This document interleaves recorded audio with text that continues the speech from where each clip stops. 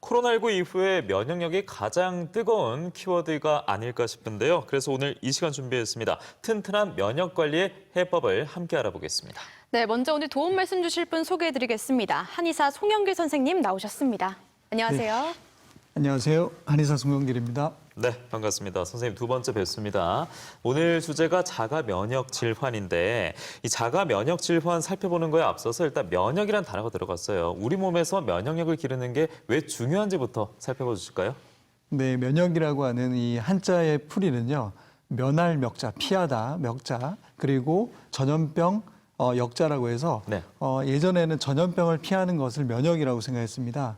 요즘에 코로나 바이러스와 같은 어떤 바이러스 그리고 세균 그리고 독소, 기생충 등에 대항해서 내 몸의 어떤 이 방어 시스템의 어떤 일련의 방어 시스템인데요. 네. 면역력이 떨어지면 바이러스에 감염되기가 쉽겠죠. 그래서 요즘과 같은 이 코로나 시국에서는 이 면역력 향상이나 면역력 증강이라는 이 키워드가 이슈가 되고 있습니다. 면역에 있어서 가장 중요한 것은 셀프와 논셀프, 피하에 식별하는 것이 중요한데요. 나를 알아야지 남의 상대방의 어떤 침입자들을 공격하기가 쉽게 되거든요. 네. 그런 부분들이 면역 관용이라고 해서 굉장히 중요한 부분입니다. 그리고 면역은 항상 균형을 이뤄야 되는데요. 면역이 저하된 경우에는 이 감염증이나 아니면 암과 같은 질환이 발생할 수 있겠고, 면역이 너무 항진된 경우는 오늘의 주제인 자가면역 질환이나 알레르기 등의 질환들이 발생할 수 있습니다.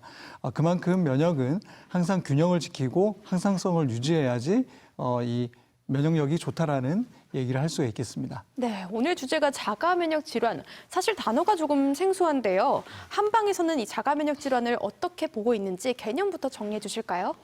네, 자가면역 질환은 어떤 연유로 인해서 이 면역이 항진되는데요. 그것들이 자가 항체를 형성을 해서 내 자신의 몸을 공격하는 질환군을 얘기를 합니다. 예.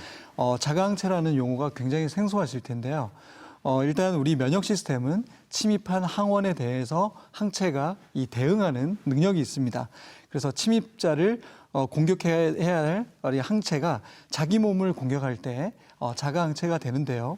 이 자가 면역 질환은 이 만성 염증 질환과 구별되는 가장 큰 이 차이점이 자가 항체라고 할 수가 있습니다. 예. 한의학에서는 항해 승제라고 해서 항즉해, 즉 지나치게 왕성한 기운은 좋지 않은데 이내 이 제어해서 균형을 잡아야 된다는 얘기를 하는데요. 이 자가면역 질환은 항즉 무제, 즉 항진되었지만 제어할 수 없는 그런 면역의 불균형 상태라고 할 수가 있겠습니다. 네, 자가 면역 질환 개념에 대해서 저희가 듣고 있는데 뭔가 불균형이라는 단어가 가장 먼저 떠오르고요.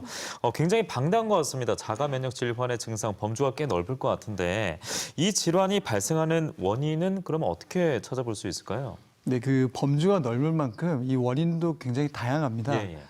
주로 크게 5가지로 제가 살펴볼 수 있는데요. 첫 번째는 글루텐이나 아니면 카제인 등의 잘못된 식이 습관, 그리고 두 번째는 장내 세균의 불균형, 그리고 세 번째는 장내 방어벽의 손상, 네 번째는 스트레스와 호르몬의 불균형 등이 되겠습니다. 그리고 다섯 번째는 요즘에 이슈가 되고 있는 이 바이러스 감염증에 대한 부분인데요. 가장 중요한 부분들이 원인 중에서 가장 중요한 부분이 이 식이와 관련돼 있는 이 글루텐 등의 잘못된 식인데요. 네. 이 밀, 보리, 호밀 등에 들어있는 이 글루텐이라고 하는 단백질 성분입니다. 이 단백질 성분이 반영양 물질이 돼서 내 몸에 들어올 때, 그러니까 식물에서부터는 들어왔는데 내 몸에서 소화가 되고 흡수가 되지 않는 이런 상황을 볼 수가 있거든요. 그리고 우유 또는 유제품에 들어있는 카제인도 비슷한 상황을 통해서 자가 면역을 발생할 수가 있습니다. 그리고 장내 세균이 굉장히 면역에서 중요하다고 요즘에 이제 화두가 되고 있는데 면역 기능에서는 유익균과 유해균과 그리고 이 입간균이라고 하는 이 균들의 장 내에 살고 있는 이 균들의 균형이 굉장히 중요하고 그로 인해서 제대로 된 면역을 수행한다고 생각을 합니다. 그 부분과 함께 장내 방어벽이 손상되었을 때 이 하나의 또 원인이 되는데요. 장은 타이트 정션이라고 해서 이 장과 이 상피세포들 간에 이렇게 강력한 결합을 통해서 외부의 이물질의 이 투입을 막게 되는데 이 점점 이 친밀 결합들이 늘어지면서 내가 그러니까 배출돼야 될 것들이 흡수가 되고 그리고 독소나 이 유해균들이 들어갔을 때 이 자가 면역 질환을 발생하게 됩니다. 그런 어떤 이 장내 환경들이 굉장히 중요한 원인이 되겠습니다. 또한 이 스트레스나 이 호르몬의 불균형인데요. 스트레스 반응은 외부 자극에서 단기간 왔을 때는 긍정적으로 작용할 수 있지만 장기적으로 지속된다면 반드시 이제 해악을 끼치게 됩니다. 그 중에서 이제 만성 스트레스에 의해서 우리가 부신 피로, 그러니까 부신 기능이 저하되는 이 상황에 빠지게 되는데요. 이럴 때는 이 코티졸이라고 하는 스트레스 호르몬의 에너지 레벨이 떨어지고 외부에 대응하는 이런 이 능력들이 떨어지게 돼서 자가 면역 질환이 발생된다고 봅니다. 네. 네, 장내 환경과 스트레스, 감염증 뭐 이런 이유들로 인해서 발생하는 자가 면역 질환이 그럼 어떻게 또 분류되는지도 궁금한데요. 설명 좀 부탁드릴게요. 네, 자꾸 이제 자가 면역 질환 어려운 말씀을 좀 드리는데 이 명명 체계 또는 분류 체계도 굉장히 좀 복잡합니다. 암과 같이 예를 들어서 전립선 암이라고 하면 어떤 이 조직이나 기관에 따른 분류법을 쓰면 되는데 이런 그 자가 면역 질환은 이 질환을 발견한 분들의 이름이라든지 아니면 병의 특성을 이 명명을 하는 경우가 많습니다. 예. 베체트병, 크론병, 그리고 루게릭병, 그리고 길랑바레 증후군이라고 하는 듣기만 해도 어려운 병들이 많은데요.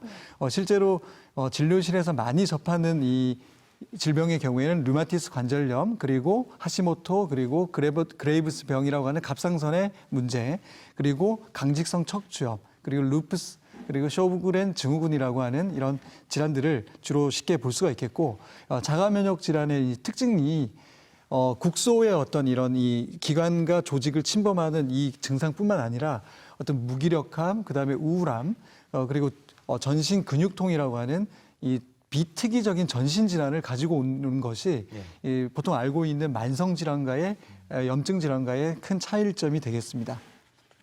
자, 이렇게 자가 면역 질환이 또 어떻게 분류되는지, 그리고 영화가 들은 병명은 거의 다 이제 처음으로 명명됐던 그 사례자, 뭐 이름 포함됐다는 것까지 짚어주셨고, 이제 이 이해를 더 높이기 위해서 실제 진료 현장에서 쉽게 볼 수 있는 증상, 질환별로 정리를 쫙 해주시면 좋을 것 같은데요. 네, 갑상선의 자가 면역 질환과 네. 류마티스 관절염은 좀 이따 상세히 설명을 드릴 테고요. 화면에서 보시는 바와 같이 쇼그렌 증후군 그리고 루푸스가 있습니다.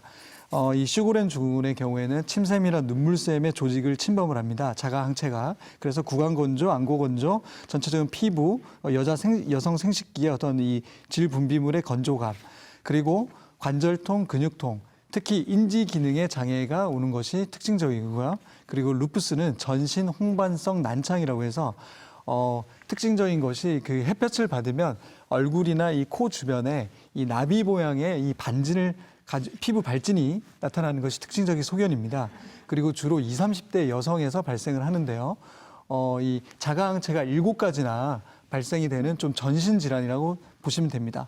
그리고 베체트병과 크론병, 궤양성 대장염이 있는데 이 베체트병은 특징적인 게 구강과 생식기의 궤양이 아주 핵심적인 포인트가 되겠고, 그리고 눈의 염증, 피부의 문제, 위장관의 문제, 특히 두통, 어지럼증, 정서의 문제를 한꺼번에 가지고 온다는 특징이 있겠습니다. 그리고 만성 염증성 장질환인 크론병과 궤양성 대장염은 장내 미생물총의 과도한 면역 반응 때문에 나타나는데요. 이 또한 설사, 변비 등의 위장 질환뿐만 아니라 체중이 감소되고 전신 쇠약감이 오고 하는 이 전신 질환과도 같이 동반한다는 게 특징이 되겠습니다. 네, 이렇게 살펴보신 자가 면역 질환. 그런데 이 질환은요, 갑작스럽게 생기다 보니까 무기력감 그리고 통증을 대충 피곤함으로 넘기는 경우도 있습니다. 그러면 안 됩니다. 상태가 더 악화될 수 있다고 하니까 평소에도 내 몸의 변화에 대해서 세심히 관찰할 필요가 있겠습니다.